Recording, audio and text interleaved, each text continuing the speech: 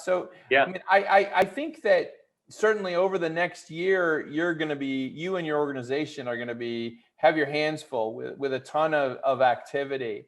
And that's wonderful. I guess what I was trying to get a sense of is what will be the prioritization and what are the areas that are of particular interest for folks as we go forward. No, that makes sense. And I think it's kind of threefold, right? We see a lot of our clients who they have mountains of information that they've acquired for their manufacturing processes, but they've never really analyzed it to the point where it can become predictive. So I think one of the big pushes we're seeing out there is how can I as a manufacturer take all this information that I have and use it as predictive analysis for my business and my operations, improving quality, improving everything that relates to that manufacturing process. So that's certainly one.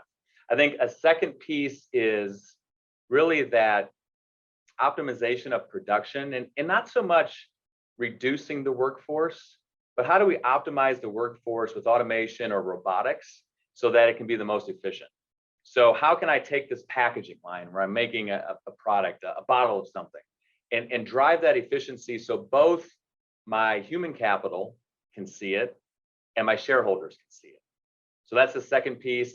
And then I think that third piece is expansion and go to market. So we see a lot of clients who are trying to grab market share right now, and a lot of it is by speed to market. So how can I take my existing process, tweak it a little, maybe it's an expansion, maybe it's a new factory, and grab that market share, while right now it's tough for the foreign competition or those outside of the United States to really do that, right? COVID limits the ability for people to travel, limits the ability for that flow of information back and forth to some extent. Right. And can they act on that now?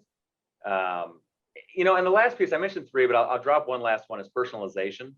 So we're seeing a lot of this from the consumer product side, is how can I provide that Amazon kit of items, right? That someone's going to buy and it's personalized to them straight from the factory. How can I pass the distributor? How can I pass the Walmarts, the Costcos, the Targets of the world and deliver that directly and take that to my bottom line versus through a distributor model where they don't receive that? So those are some of the things that I think we've seen, if that kind of more ties in with what you were looking for.